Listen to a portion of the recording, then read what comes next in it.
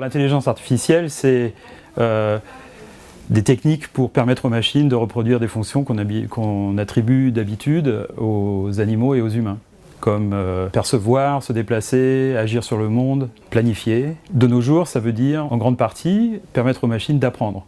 Donc il y a eu un gros développement ces dernières années, ces dernières décennies en fait, de ce qu'on appelle l'apprentissage automatique, particulièrement un ensemble de techniques qu'on appelle l'apprentissage profond, qui permettent aux machines d'apprendre à partir d'exemples.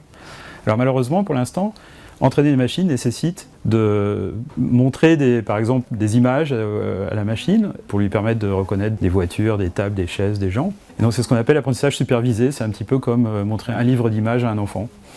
Mais ce qu'on voudrait bien pouvoir faire, c'est le sujet de recherche très actif en ce moment, c'est permettre aux machines d'apprendre par elles-mêmes, d'une certaine manière. Un petit peu apprendre comme les enfants apprennent à comprendre le monde en l'observant, comme les animaux apprennent à vivre simplement avec très peu d'interaction avec leurs congénères.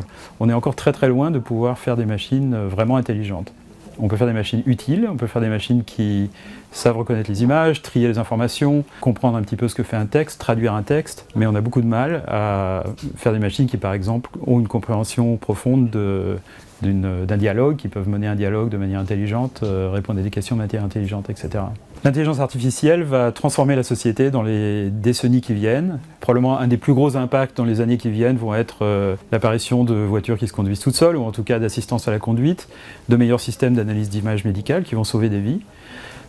Et puis au-delà de ça, des assistants virtuels intelligents qui vont nous aider dans notre vie de tous les jours. Et tout ça va arriver dans la décennie ou les 2 décennies qui viennent.